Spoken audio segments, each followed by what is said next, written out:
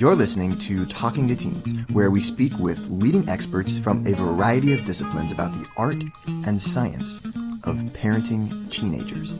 I'm your host, Andy Earle.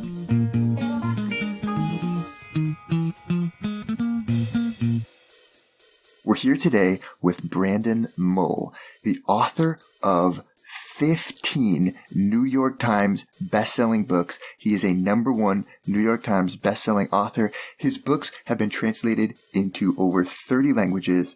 His newest book is Dragon Watch: Wrath of the Dragon King. Brandon is an advocate for literacy, and he spends 4 months a year touring the world, going to schools, and talking about literacy. Really interested to talk to him today about teenagers and reading and writing, and also about getting teenagers to express themselves in other ways. All that and more. Brandon, thank you so much for making the time to be here. My pleasure. Happy to be here with you. I have read a copy of this book here, Wrath of the Dragon King. Oh, yeah, the newest one, yeah. Yeah. So that was fun. And then I've also been told that you're a big advocate into literacy. For sure, yes. It's the doing some good part of my job. Okay, all right. So can we talk a little bit just about this now? This is the Fablehaven series, but you've been doing this for a while. Like, how does this fit into kind of like the course of your writing career here? Yeah, well, my writing career started with Fablehaven. Okay. Fablehaven is a 5-book series about a brother and sister who discover their grandparents are the caretakers of a secret wildlife park for magical creatures. Right. And then I wrote that from 2006 to 2010. And after I finished that, it was a 5-book series. I was writing a book a year. After I finished it, some years later, I saw an opportunity to return to that same story world and those same main characters and create a whole new adventure for them, which will be the 5 Dragon Watch books. Okay, I gotcha. As I tour the country, sharing my books with people, one of the main things I try to do is get kids reading and creating. The primary way I do that is through assemblies. I've visited over 2,000 schools around the country and sometimes around the world. Wow, that is cool. Yeah, and I kind of work like a cheerleader for reading and literacy and stuff. Yeah. Okay, so then are we talking about like elementary schools, like public schools kind of, or I mean, how do you like set all this up? Upper grade elementary is the most frequent. Yep, okay. And then next would be middle school, and next would be high school. And I do visit all those schools. Probably 95% of the visits I do are at no cost. Occasionally a big private school or a public school with some great funding or an international school will book me to come for an extended period of time and teach workshops, and that's usually when I'm getting paid. But otherwise, it tends to be when I'm out on book tour, and those visits are all free.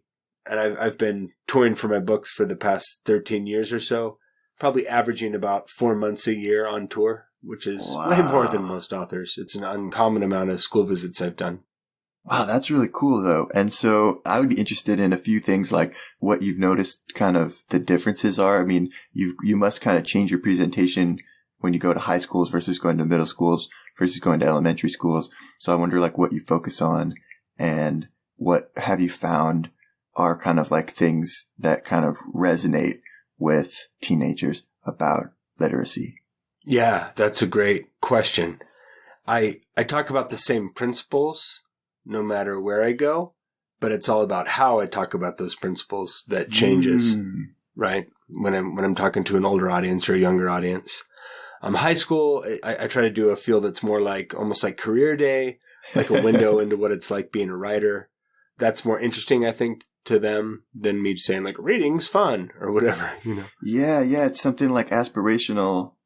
We just had David Allen on the show recently, who's like this big productivity guy. Yeah. He started this thing called Getting Things Done that's like all about kind of creating these like lists and getting things out of your head and onto paper. But one thing he said that I thought was really cool was that, hey, these lists are like buffets, it's like the more stuff you can get written down, then the more options you have. And just how important it is at this age to have more options. And so that's kind of cool, like to go in and show them what you do, and this option. Yeah. For sure, I think the older high school kids, they want anecdotes and stories.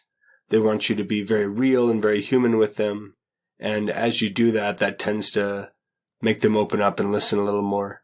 And then I still talk about, some of the core principles I talk about is that, as we read for fun, that inherently makes our imaginations more powerful. That process of visualizing a story and engaging with the story in that way. And I talk about that from elementary to middle to high school, but the way I talk about it varies. In high school, I talk about how life gets really busy and you stop reading for fun because you've got so many activities, right? Or you stop maybe doing your creative hobbies that you might have loved as an elementary school kid or a middle school kid. It start to fade often in high school. One simple experiment that's amazing is I'll often ask the kids about what they do for fun. And when I say, like, who likes to draw or doodle in upper grade elementary, it's like, 80% of the hands go up. Yeah. If you take that to middle school, it's like 40% of the hands. And if you take it to high school, it's like 10% of the hands, One of my theories is that by the time you get to high school, people realize if they have a real talent there or not. And so they don't want to say it unless they feel they have a real talent there. Yeah, it's like that they're not good at it or something. So we start to like judge ourselves that like, oh, I shouldn't like really be making a big deal about that thing because I'm not really that good at it. So yeah, sort of like an American Idol syndrome. Like, as if you can't just sing for fun. You got to be like, radio ready or you shouldn't sing, Right. And I think that's a disservice, of course, to everybody because it's just fun to sing, just to be goofy and sing, even if you're not the best, and just like it can be fun to draw or to do art or to express yourself creatively in ways that you may not be an expert at.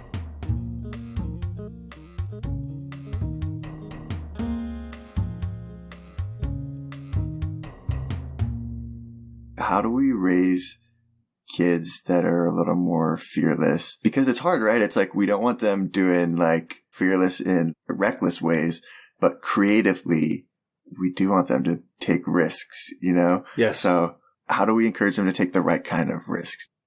Yeah, I think that's it's a great thought. I'm trying to keep reading for fun alive. Yeah. So one of the things I'll do is just try to make a logical case for it, kind of, One of the things I'll say is, have you ever read a story and kind of seen that story like a movie in your head and then gone to the movie theater to see the movie someone made of that story and been disappointed?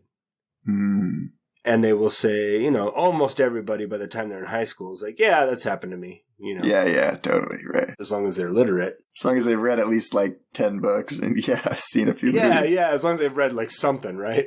Yeah. Or can read, like, most people have had that experience. And then you take that experience and take it kind of one more step and explain that once you can recognize that sometimes the story is better in your own head, you're having the empowering realization that your own imagination can create a better story sometimes than a famous Hollywood director with an enormous budget. Right, than a $200 million movie. And as you make that realization, hopefully the connection that follows is, oh yeah, I should be reading for fun, or I'm missing out on using the theater of my mind to make cooler stuff than directors are trying to throw at me. I try to teach or suggest that reading rewards you for being smart and rewards you for being creative as you visualize the story in your own way. And some of those ideas can be empowering and I think have helped flip some reluctant readers into readers. And do you think that it's more of an uphill battle today getting kids to read? Because you're competing, right, with the cell phones and the internet and the social media. Like, it was hard for me to find time to read when I was a kid. I didn't have all that to compete with. Right. I wonder how kids today are going to find time to take even like a half hour a day or whatever and just like put everything on mute and sit there with a book, you know? I've been doing this 13 years professionally, and all of that is post Harry Potter, right? I fit in that category. I fit very comfortably in the Harry Potter category, probably more comfortably than most other authors, where my stories feature young main characters, but they're smart and twisty at kind of an adult level. And the world building is at an adult level, though the young main characters keep it accessible for kids. And I'm not going out of my way to use difficult language, but I still use pretty rich language. Sure, yeah. Which is all defining that Harry Potter category, right? And because it fits in that category, I've always had a fairly easy time getting people to pick up my books. It's why my publisher tours me so much. Like, I mean, they pay for that touring, right? Yeah, right. And they're touring me 4 months out of the year because I'm successful at getting the people I talk to pick up the book. And one of the most frequent things I hear, and it's one of the most special things I hear, is I'll have adults come up to me now, because I've been doing this for 13 years, and they'll say, your books were the books that turned me into a reader. Your book was that gateway book for me, right? Like when I was in 5th grade or 6th grade or 7th grade. Yep. There's nothing more special I could hear. For me, that gateway book was Narnia. Lion, the Witch, and the Wardrobe was my gateway to literacy. Like until I read that book, I didn't get what the fuss was about, right? And then after I read it, the big imagination of that story converted me into a reader.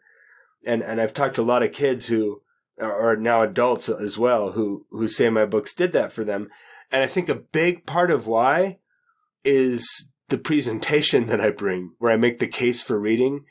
I make enough of a case that they then do a reading experiment with my book, because I was the guy that made the case. Yeah, sure. Okay, I'll give this a try. And consequently, my book ends up being the one that flips it, because I talked a reluctant reader into picking it up. Yeah, right. Does that make sense? And I'm not kidding that I hear it a lot.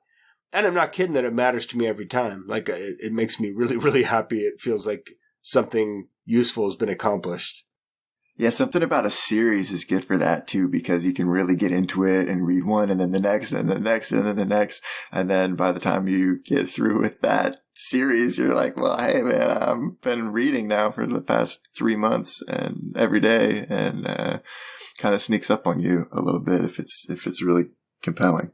Yeah. And what you're saying there ties into another principle, which is that, we're trying to match up the kid with something they actually want to read, right? Something that they would deliberately read for fun, right? Something that they would read without a grade attached, without an assignment attached. And that's not the easiest thing in the world. But thanks to things like the Lord of the Rings movies and the Harry Potter books, fantasy has a fairly broad reach. Like there's a lot of kids where fantasy will reach them. And I mean, it's not just a certain kind of nerdy crowd or something like it might have been, 30 years ago. It's fairly mainstream, and you'll get jocks and you'll get, like band kids, and you just get the whole spectrum of kids, right? And that doesn't mean everybody will read fantasy, but it's a nice wide one, right? It's got a story that's grand enough that can kind of compete with a good TV show or a movie.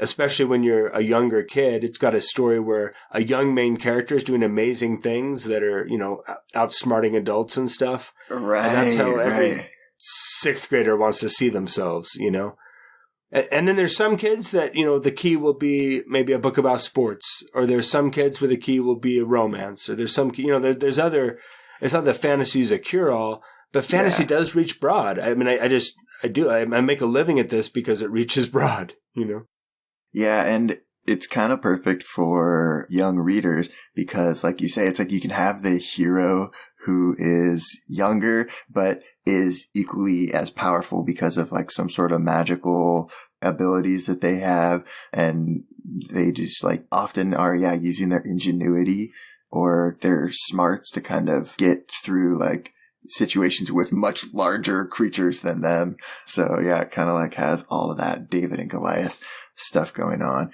So I wonder, you said Narnia was kind of the series that got you into reading. Is that what made you want to start doing this and writing? Did you read Narnia and say, oh, this is what I want to do, is write this kind of stuff? Or was that more of a slow process for you?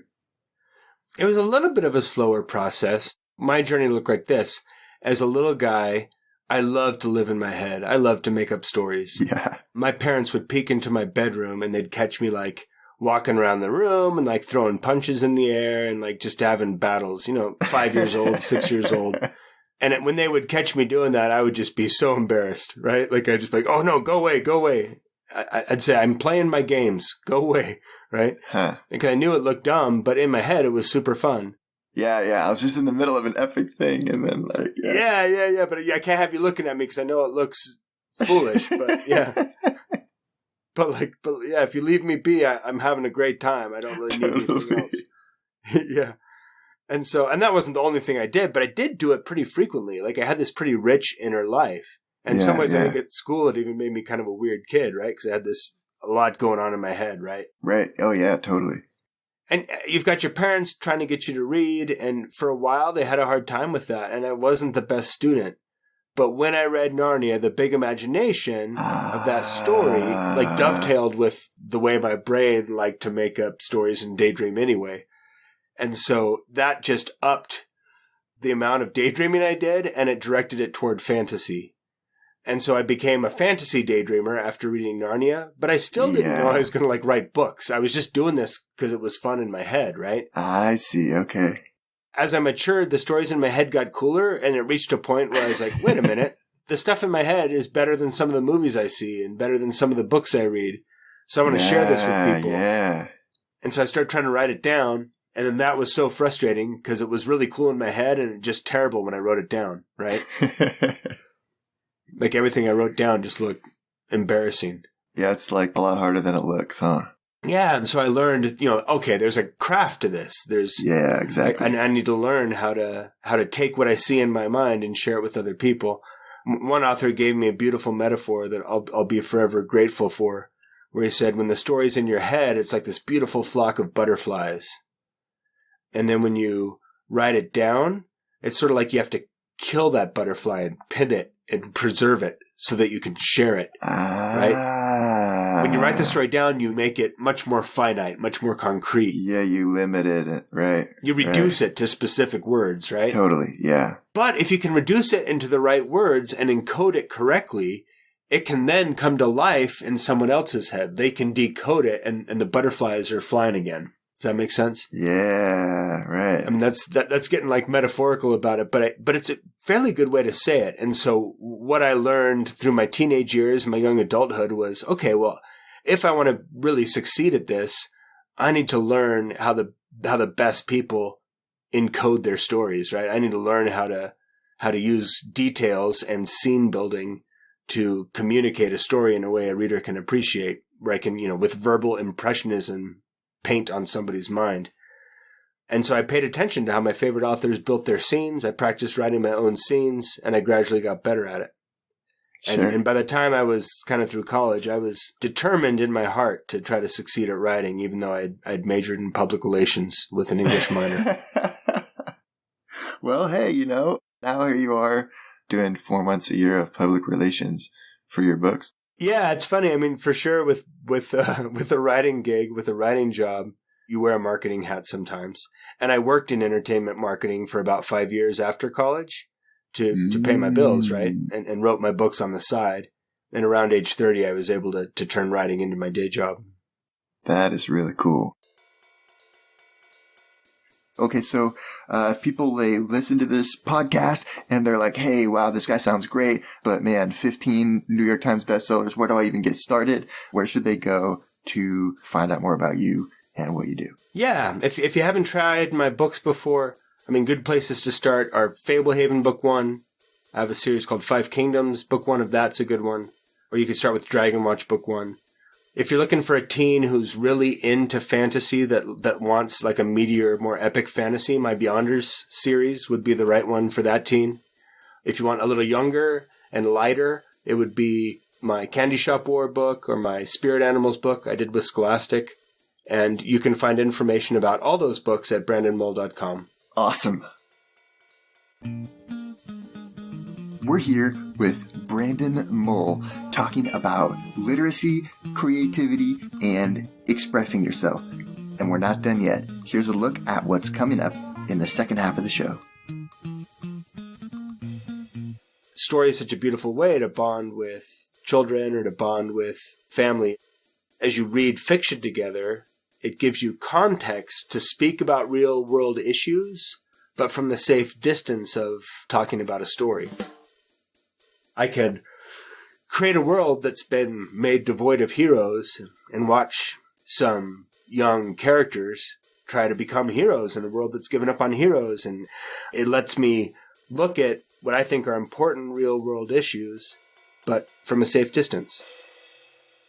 I mean, one of the main things I'm trying to do, like maybe the main thing I'm trying to do, is just give readers a good ride, right? Yeah. Because if I'm trying to tell kids that, reading is good for your imagination and reading will sharpen your mind and build your vocabulary and do all these good things, if I want to succeed to get them to read, I need to make a good ride, right? So to some degree, what I'm also doing is building roller coasters. I want my novels to be a thrill ride that can compete with a movie, that can compete with good television.